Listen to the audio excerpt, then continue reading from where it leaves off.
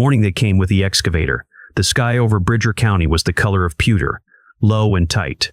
The kind of October sky that sits on the mountains and makes every sound carry farther than it should. Helen Carvey arrived first, in a black Lexus that looked like it had been detailed that morning, and she stepped out onto the gravel turnout at the edge of Roy Hafford's property wearing heels that had no business on a construction site and carrying a leather portfolio that she held against her chest like a shield. Behind her came a flatbed truck carrying a John Deere 35G mini excavator, yellow and clean, and behind that came two men in high-visibility vests and a woman with a clipboard who stayed near the Lexus and did not make eye contact with anyone. Roy had been standing at the fence line for 20 minutes. He had known they were coming because they had sent him a letter, certified mail, informing him that under the authority of the Pinneridge Estates Community Enhancement and Preservation Act, a document that Roy had read in its entirety and that had no legal authority over his land whatsoever, the association would be commencing boundary remediation work on the morning of October 14th to address encroachment and drainage concerns along the southern perimeter of Parcel 29F. Parcel 29F was Roy's land. He had owned it for 31 years. His wife had owned it with him for 27 of those years before she died. The boundary they claimed to be remediating ran directly through an apple orchard his wife had planted in 1998, 16 trees in 2 rows, each one chosen from a catalog she had spent an entire winter studying, each one planted by her hands and his on a cold April morning with their daughter, who was now 34 and living in Portland, and who called every Sunday to ask if he was all right. Helen walked toward the fence with the kind of stride that assumed obstacles would move. She did not greet Roy. She told him in a voice that had been trained by years of presenting to boards and stakeholders that the work was proceeding as outlined in the notification letter, that the association had obtained the necessary permits, and that he could either cooperate or be held liable for obstruction of lawfully authorized community improvement activities. She gestured to the excavator. The driver climbed into the cab. Roy said quietly, and without raising his voice, that they were on private property, that no permit had been lawfully obtained because no permit could grant them authority over land they did not own, and that if the excavator moved 1 inch past the fence line, he would have them all arrested for trespassing and destruction of property. Helen smiled in the way people smile when they believe they are dealing with someone who does not understand how power works. She said, "Mr. First Hafford, you've been sent 4 notices, you've been given every opportunity to comply, and frankly your cooperation at this point is optional. We have legal standing, we have permits, and we have a schedule. You can waste your time fighting this, or you can accept that this work is happening and move on." Roy reached into the pocket of his canvas jacket and pressed the record button on the voice recorder he had placed there 45 minutes earlier, the same recorder he had used in county meetings for 15 years when he worked as the Bridger County surveyor and needed an exact account of what was said, by whom, and in what order. He said nothing. He simply stood there, arms at his sides, watching. Helen nodded to the excavator driver. The engine turned over with a diesel cough. The machine rolled forward, treads biting gravel, and crossed the fence line onto Roy Hafford's land. Within hours, she would learn exactly whose boundary she had just tried to move. To understand how it came to this, it helps to go back, not just to the letters and the fines and the incremental campaign of pressure Helen Carvey had been running since the spring, but further to the 73 acres Roy Hafford's father had purchased in Bridger County, Montana in 1971. For $18,000 and a handshake with a man named Everett Darnell, who had raised sheep on the land since 1948 and who wanted it to go to someone who would not subdivide it immediately. 73 acres of foothill grassland and pine, with a creek called Mullins Fork cutting through the western third and a ridgeline on the eastern edge that looked out over the valley where the town of Crest River sat, small and tidy and largely unchanged since Roy had been a boy there in the 1960s. Roy's father, Gene Hafford, had built the first structure on the land in 1972, a small A-frame cabin with a wood stove and no insulation, and Roy had spent every summer of his teenage years on that land, clearing brush and mending fence, and learning the particular quiet that comes from being far enough from other people that you can hear weather coming before you see it. Gene had passed the land to Roy in 1989, and Roy had built the main house in 1991 with money he had saved from 6 years of working as a junior surveyor for the county, a modest 2-bedroom ranch with a deep foundation and a metal roof and windows that faced south toward the ridgeline. He had married Claire Bostwick in 1992, and she had moved into that house with him and had spent the next 6 years turning the land into something that did not just endure but grew. She was a botanist by training, a woman who thought in terms of soil composition and hardiness zones, and she had planted the apple orchard in 1998 after 2 years of research. 16 semi-dwarf trees selected for cold tolerance and disease resistance, 4 Honeycrisp, 4 Harrelson, 4 Liberty, 4 Keepsake, arranged in 2 perfect rows with 20-foot spacing, each hole dubbed to precise depth, each root ball settled with the care of someone planting something to outlive them. Claire had died in February of 2021. She had been diagnosed with an aggressive glioblastoma in October of 2020 and had lasted 4 months, which was longer than the doctors had predicted, and not nearly long enough for anything Roy had wanted to say or do or finish. In the final weeks, when she was still lucid in the mornings, she had asked him for only one thing. She had asked him not to let anyone touch the orchard, not to sell the land, not to let it be developed, not to let the trees be removed. She had said it the way a person says something they need to believe will be honored, not because they can enforce it, but because they have chosen to trust the person they are leaving behind. Roy had been carrying that promise for 2.5 years. It weighed more than grief. It weighed like an anchor. Helen Carby had moved to Montana in 2018, trailing her husband Richard, who had taken a position as the regional director of land acquisition for a development company called Summit Crest Holdings.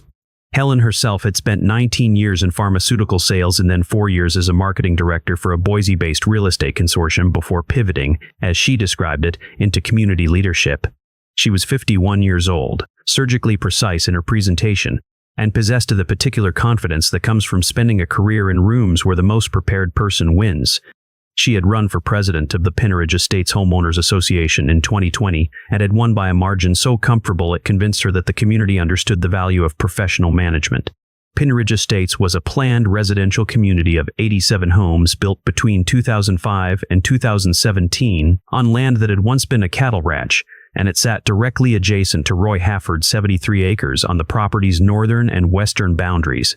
Helen's house was a 4,000-square-foot custom build with a view of the ridgeline and a mortgage that had been refinanced twice to accommodate what Richard called strategic investments in community growth infrastructure. The financial motive was not abstract. Summit Crest Holdings, Richard's employer, had been in negotiations since late 2022 with a Denver-based private equity group called Altitude Meridian Partners to expand the Pinneridge Golf Course, currently a modest 9-hole layout used primarily by residents, into an 18-hole championship course with clubhouse facilities, event spaces, and a small boutique hotel. The expansion was projected to cost $14 million. Altitude Meridian had committed to financing $12 million of that, contingent on site plan approval, environmental clearance, and, crucially, secured access to an additional 32 acres of land for the back 9 and practice facilities. 28 of those 32 acres were already under contract, parcels that Summit Crest had quietly acquired over the preceding 18 months. The remaining 4 acres, the precise 4 acres needed to connect the new back 9 to the existing course and to provide the required cart path and maintenance access, ran along the southern edge of Roy Hafford's property, directly through the ground where Claire's orchard stood. Summit Crest had made Roy 2 offers. The first, in March of 2023, was for a land swap, 4 acres of his southern parcel in exchange for 6 acres of undeveloped land on the far side of the county and $75,000. Roy had declined in a letter that was 3 sentences long. The second offer, in June, was for an easement, $200,000 for a 50-foot wide perpetual access corridor along his southern boundary. Roy had declined that one in person, standing in his driveway while Richard Carby made the pitch from the driver's seat of his Audi, and had said only that the land was not available for access or sale or negotiation, and that he would appreciate not being asked again. Helen Carby had taken that refusal personally.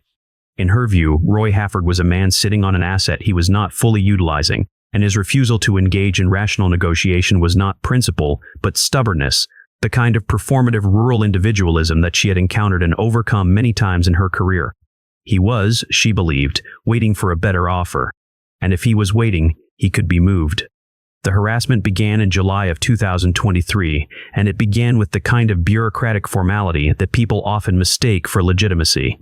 The first letter arrived on July 9th, sent by certified mail on Pinneridge Estates' HOA letterhead, and it informed Roy that a recent boundary survey commissioned by the association had identified potential encroachment issues along the southern perimeter of his property, specifically concerning a fence line that allegedly extended 18 inches onto land described in the letter as community perimeter easement.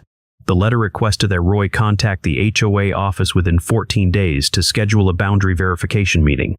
Roy did not contact the HOA office. He did something else. He went to the Bridger County Assessor's office and pulled every recorded plat, survey, and deed associated with his property and with the Pinneridge Estates development. He pulled the original subdivision plat from 2004. He pulled the boundary survey his father had commissioned in 1973. He pulled his own property deed, recorded in 1989. He pulled the Pinneridge Estates Master Development Plan and its associated CCRs. He reviewed them with the methodical attention of someone who had spent 15 years as a county surveyor and who knew with absolute certainty that no community perimeter easement existed, had ever existed, or could exist without being recorded in a document that he would have seen. He made copies of everything. He placed them in a 3-ring binder with labeled tabs. He wrote a response letter citing the deed, the survey, and the subdivision plat, and noting that no easement of any kind burdened his property, and that any fence line in question had been in place since 1991 and was located entirely on land he owned in fee simple. He sent the letter certified mail and photographed the receipt. The second letter arrived on August 3rd. This one cited Article 12 of the Pinneridge Community Enhancement and Preservation Act, a document Roy had never heard of, and which was not recorded in any county file. And it assessed a fine of $500 for failure to respond to a compliance notice. It informed Roy that continued non-compliance would result in escalating fines and potential legal action. Roy requested a copy of the Community Enhancement and Preservation Act from the HOA office.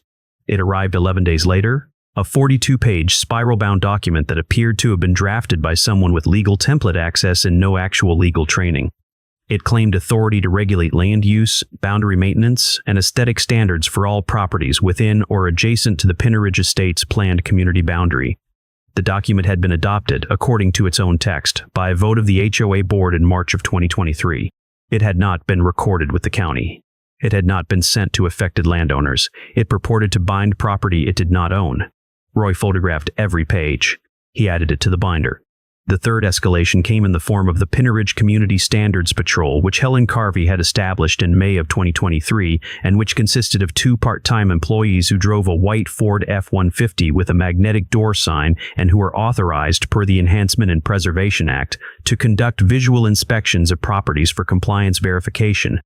On August 19th, the patrol vehicle parked at the edge of Roy's driveway for 37 minutes. Roy noted the time of arrival, the time of departure, and the vehicle's license plate number. He took photographs from his porch. He did not approach the vehicle. He did not speak to its occupants. He simply documented. The fourth beat arrived September 1st, a formal notice of violation citing 8 alleged deficiencies on Roy's property, including fence height inconsistencies, unapproved outbuilding placement, driveway surface non-compliance, and vegetation encroachment. Each violation carried a fine. The total was $3,200. The notice included a deadline, September 15th, and a warning that failure to remit payment would result in lien placement. Roy wrote a detailed rebuttal letter citing the county zoning code, his property's grandfather status under pre-2005 regulations, and the fact that the HOA had no legislative or contractual authority over land it did not own. He cited case law. He attached the county assessor's parcel map. He sent it certified mail. He photographed everything. On September 22nd, Helen Carvey sent a letter threatening legal action.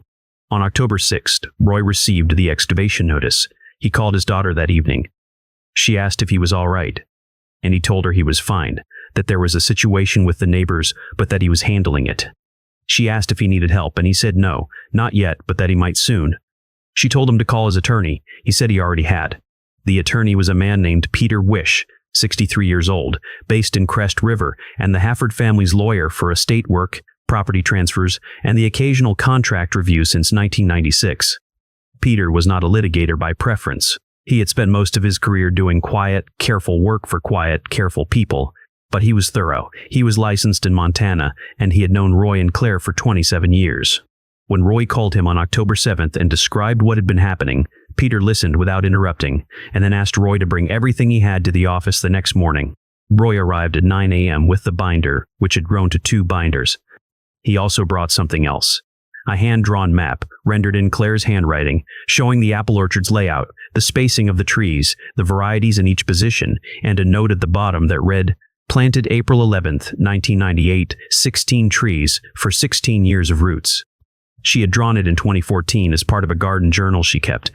Roy had found it in a box of her papers after she died. He spread the documents across Peter's desk. He walked Peter through the timeline. The offers, the letters, the fines, the patrols, the fake easement claim, the threatened lien. And then he told Peter something he had not told anyone outside the county offices where he had worked for 15 years. Roy Hafford had served as the Bridger County surveyor from 1998 to 2013. In that role, he had been responsible for reviewing and certifying every subdivision plat, every boundary survey, and every easement filing in the county. He had personally reviewed and signed the Pinneridge Estates Master Plat in 2004. He had reviewed its boundary descriptions. He had verified its monumentation. He knew, with the certainty that comes from having done the work yourself, that the development's boundary terminated at the northern edge of his property line, that no easement burdened his land, and that Helen Carvey's entire legal theory was a fiction built on a document that had no recorded standing. He also knew something else. He had helped draft the Bridger County Zoning Code amendments in 2007 and 2009. He had written, or co-written, significant portions of the county's subdivision regulations. He had testified as an expert witness in 4 boundary disputes. He had consulted on 2 appellate cases involving easement interpretation. Peter leaned back in his chair and looked at Roy for a long moment. Then he said, "Roy, she has no idea who she's dealing with." Roy said, "No, I don't believe she does." Peter said, "Do you want to fight this?" Roy looked at the map Claire had drawn, still spread on the desk between them, her handwriting careful and small, the trees marked in their precise positions. He said, "Yes." Peter nodded. He said, "Then let's fight it the right way." Helen Carvey had, in the most exact sense possible, picked the wrong landowner. The excavation on October 14th lasted 11 minutes. The John Deere 35G moved forward past the fence line, advanced 8 feet into Roy's property, swung its bucket toward the nearest apple tree, a Honeycrisp on the western end of the northern row, and began to dig. The bucket broke ground. Roots tore. Roy stood at the fence and said, loudly enough to carry over the diesel engine, "You are destroying private property. You are being recorded. Stop immediately." Helen Carvey, standing near her Lexus, called back, "This is authorized work on community easement land. You were notified." The excavator pulled up a root ball the size of a truck tire. The Honeycrisp tree tilted, leaned, and fell. Roy pressed stop on the voice recorder. He took 17 photographs with his phone. He called the Bridger County Sheriff's Office and reported destruction of property, trespass, and unlawful excavation. Then he called Peter Wish. The sheriff's deputy, who arrived 23 minutes later, was a young woman named Carla Voss, who had been on the force for 4 years and who had grown up in Crest River, and who remembered, vaguely, that Roy Hafford was someone people spoke of with respect in the county offices. She took statements from Roy, from Helen, and from the excavator operator. She took photographs of the fallen tree. She issued Helen Carvey a citation for criminal trespass and instructed the excavator to leave the property immediately. Helen told Deputy Voss that the citation was inappropriate, that the work was legally authorized, and that she would be contacting the sheriff directly. Deputy Voss said, in the flat professional tone of someone who had heard that threat before, that Ms. Carvey was welcome to do so, and that in the meantime the citation stood, and the excavation was over. Helen left. The excavator left. Roy stood alone beside the fallen tree. Its branches sprawled across ground that still smelled of torn roots and diesel exhaust. And he thought about the morning in 1998 when Claire had knelt beside that exact spot and pressed that exact root ball into soil she had prepared for a week. He did not cry. He had cried enough in 2021. He simply stood there in the October cold and made a decision about what came next. Peter Wish made 3 calls that afternoon. The first was to an old colleague named Douglas Farrell, who served as the Bridger County zoning administrator and who had worked in the county planning office for 19 years, overlapping with Roy's tenure as surveyor. Doug remembered Roy well. He remembered him as meticulous, as someone who never signed a plat unless he had verified every monument personally, and as someone who understood boundary law better than most attorneys. When Peter explained what was happening, Doug said he would pull the Pinneridge Estates files and review them personally. The second call was to the Montana Department of Revenue's Local Government Services Division, which maintained records of all recorded HOA covenantors and plat restrictions. Peter requested a search for any recorded instrument granting the Pinneridge Estates HOA authority over properties outside its platted boundary. The search came back negative. The third call was to a woman named Judith Milken, who had served on the Pinneridge Estates HOA board for 6 years and who had resigned in August of 2023 over what she described in her resignation letter as concerns regarding governance and transparency. Peter had known Judith socially for years. He called her at home and asked if she would be willing to meet. She met him the next day at a coffee shop in Crest River, and she brought him a manila folder containing copies of documents she said she had retained because she believed at some point Someone was going to ask questions about what the board had been doing. Inside the folder were copies of board meeting minutes from March, June, and September of 2023, copies of email exchanges between Helen Carvey and Richard Carvey discussing the golf course expansion and the Hafford obstacle, a spreadsheet tracking legal costs and projected ROI for the Altitude Meridian financing deal, and one other document. It was an internal memo dated July 2, 2023, authored by Helen Carvey and addressed to the Pinnerge Board's Executive Committee. It was titled Strategic Compliance Initiative, Parcel 29F. It outlined, in bullet point format, a plan to apply regulatory pressure to the Hafford property through fines, patrols, and violations until, in Helen's own words, voluntary transfer or sale becomes the path of least resistance. It included a timeline. It included a budget. It included a note that read, Goal, secure access corridor by Q4 2023 to meet Altitude Meridian closing requirements. Peter read it twice. Then he thanked Judith, asked if she would be willing to provide testimony if needed, and returned to his office to draft a complaint. The Pinnerge Estates HOA held its monthly community meeting on October 19th in the clubhouse, a timber frame building with vaulted ceilings and a stone fireplace and folding chairs arranged in rows for approximately 60 people. 43 people attended. Roy Hafford sat in the back row. Helen Carvey chaired the meeting. She moved through the agenda with practiced efficiency. Budget updates, landscaping contracts, upcoming holiday events. When she opened the floor for community questions, Roy raised his hand. Helen acknowledged him with risible reluctance. Roy stood.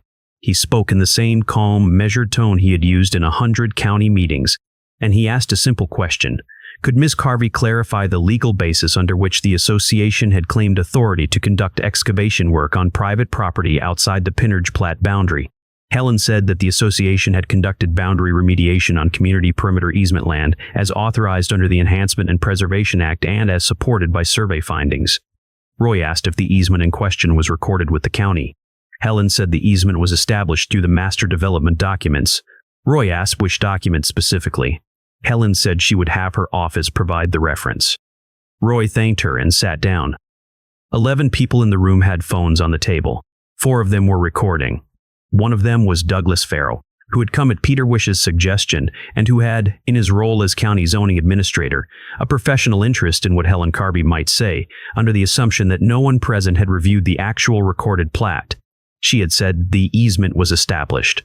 She had said it was supported by survey findings. She had said it in a room full of witnesses. Neither statement was true. Both were now on record. The lawsuit Peter Wish filed in Bridger County District Court on October 24th was 61 pages, including exhibits. It named Helen Carvey individually, the Pinnerge Estates Homeowners Association, Summit Crest Holdings, and Richard Carvey. It alleged trespass, destruction of property, abuse of process, intentional infliction of emotional distress, and civil conspiracy to deprive Roy Hafford of property rights through fraudulent assertion of easement authority. It sought injunctive relief barring further HOA enforcement actions against Roy's land, compensatory damages for the destroyed tree and associated harm, punitive damages under Montana's bad faith statutes, and a declaratory judgment confirming that no easement burdened Roy's property. It attached, as exhibits, the recorded plat, the recorded deed, the surveyor certificate from 1973, the subdivision approval from 2004, the compliance letters, the fine notices, the excavation notice, the photographs of the destroyed tree, the criminal trespass citation issued to Helen Carvey, and the internal memo Judith Milken had provided. The memo was Exhibit M. Peter had highlighted the phrase, voluntary transfer or sale becomes the path of least resistance, in yellow. Douglas Farrell filed a separate notice with the County Planning Office informing the Pinnerge Estates HOA that the Enhancement and Preservation Act, having never been recorded and purporting to regulate land outside the association's platted boundaries, was not a legally cognizable instrument and that any actions taken under its claimed authority were without county recognition or sanction. The Montana Attorney General's Office, acting on a referral from the county, opened an inquiry into whether the HOA had engaged in deceptive trade practices under the Montana Consumer Protection Act. The civil case went to trial on January 8th of the following year before Judge Raymond Kowalski in Bridger County District Court. Judge Kowalski was 67 years old, a former rancher and a former prosecutor, and he had a reputation for impatience with anything that wasted the court's time or insulted its intelligence. Peter Wish presented the case in the same way Roy had documented it, methodically, chronologically, with every claim supported by a document or a photograph or a recording. He entered the deed. He entered the plat. He called Douglas Farrell, who testified that he had reviewed the Pendergast master plat personally, that no easement of any kind burdened Parcel 29F, and that the Enhancement and Preservation Act had no standing as a recorded instrument. He entered the letters, the fine notices, the patrol logs, and then he played the recording from October 14th. The courtroom heard Helen Carvey's voice, clear and confident, saying, "This is authorized work on community easement land. You were notified." Peter paused the recording.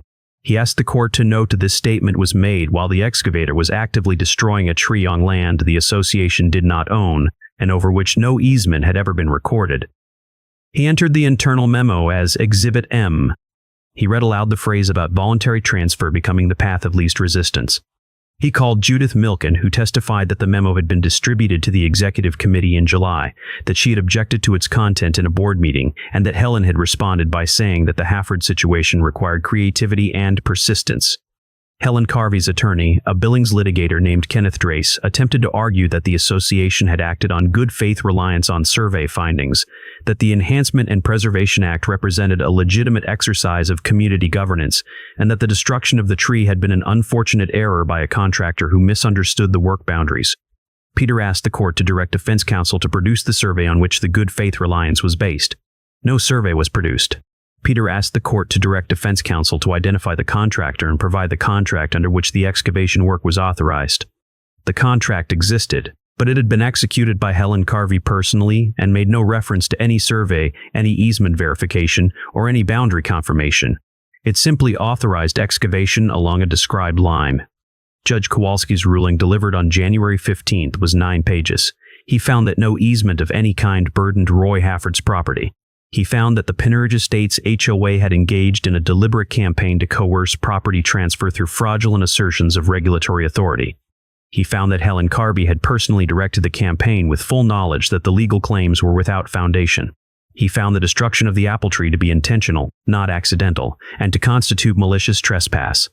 He awarded Roy Hafford compensatory damages of $83,000, covering the value of the destroyed tree, remediation costs, legal fees, and emotional distress.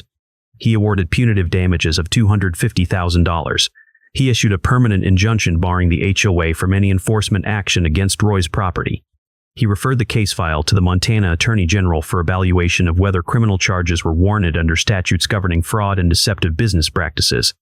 He described Helen Carvey's conduct, in his written order, as the kind of calculated overreach that occurs when individuals mistake the appearance of authority for authority itself, and noted that the remedy for such conduct must be sufficiently clear to discourage repetition. The Pendergast Estates HOA's liability insurer, which had been providing defense coverage under a directors and officers policy, conducted a coverage review after the verdict. They discovered the internal memo. They concluded that the memo evidenced intentional misconduct that fell outside the scope of covered activities. They denied coverage for the judgment. The HOA's operating account held $96,000. The judgment was $333,000. Altitude Meridian Partners withdrew from the golf course financing deal on January 22nd, citing failure to secure required site access. Summit Crest Holdings terminated Richard Carvey's employment on January 29th. Helen Carvey resigned from the HOA board on January 16th, 1 day after the ruling, in a letter that was 2 sentences long and offered no apology. The board that remained, smaller, shaken, and suddenly aware of the financial crater Helen had left behind, voted unanimously to dissolve the Enhancement and Preservation Act, to terminate the Community Standards Patrol, and to retain outside counsel to review the association's governance practices. 3 property owners in Pendergast Estates who had paid fines under the Enhancement and Preservation Act contacted Peter Wish within a week of the verdict. 2 of them had paid under threat of lien. 1 had paid to avoid harassment. Peter took all 3 cases. He told Roy about them, and Roy said he was glad they'd come forward and offered to provide any documentation or testimony that might help. Kenneth Drace, Helen's attorney, said a settlement offer in February suggesting that the judgment could be reduced if Roy agreed to a confidential resolution. Roy declined. Helen and Richard Carvey listed their house in March. It sold in May for $412,000, significantly below the asking price. They moved to Idaho. Roy heard about it from a neighbor and felt nothing in particular. The apple tree could not be saved. Roy had known at the moment the roots tore. But the ground where it had stood could be used again. And in late March, when the frost had gone from the soil and the ground was workable, Roy ordered a replacement tree from the same nursery Claire had used in 1998. They still carried Honeycrisp. He bought two, one for the gap, one for insurance, and they arrived in early April, bare root and wrapped in damp burlap, smelling of earth and something green. He planted the first tree on April 10th, alone, using the same technique Claire had taught him in 1998. Dig the hole wide and shallow. Rough up the sides so the roots can penetrate. Build a cone of soil in the center for the root crown to rest on. Spread the roots carefully. Backfill gently. Water deeply. He worked slowly. The day was clear and cool, the kind of early spring day that comes to the Montana foothills when winter has decided to let go but hasn't left entirely, and the light through the pines on the ridgeline was thin and clean. When he tamped the soil around the base of the tree and stood back to check its position, he found something in the dirt near the original planting hole. It was small, metallic, mostly buried. He knelt and brushed the soil away. It was a hand trowel, the wooden handle weathered gray, the blade still solid. Claire's trowel. She must have set it down in 1998 and forgotten it, or left it intentionally, and it had been there for 26 years, slowly sinking into the ground beneath the tree it had helped plant. Roy held it for a long time. The handle fit his hand the way it must have fit hers. He thought about the year. He thought about Helen Carvey. Not with bitterness, he had never felt bitter about it, only the necessity of responding correctly, but with a kind of distant clarity, the way you think about a weather event after it has passed. She had arrived at his land with an excavator and a clipboard and a 42-page document that had never been recorded, and she had believed, with absolute conviction, that authority was a thing you asserted rather than a thing you earned or were granted. She had looked at 73 acres of foothill grassland and pine and a 16-tree apple orchard planted by careful hands and seen only the 4 acres she needed to unlock $14 million. She had looked at a man standing quietly at a fence line and seen only an obstacle, a negotiating position, a problem to be solved through pressure. She had not seen the 15 years Roy had spent as a county surveyor. She had not seen the plats he had certified, the codes he had written, the boundary disputes he had testified in, the expertise that would allow him to dismantle her entire legal theory before she understood it was being challenged. She had not seen Claire's journal, or the hand-drawn map, or the trowel left in the soil, or the promise that was not negotiable because it was not about money or access or project timelines. It was about a woman who had planted something and asked the man she loved to keep it safe. Helen had not seen any of that because she had not thought to look. She had spent a career in rooms where confidence mattered more than preparation, where the willingness to assert often mattered more than the right to do so, and she had carried that assumption onto land that did not care about her assumptions.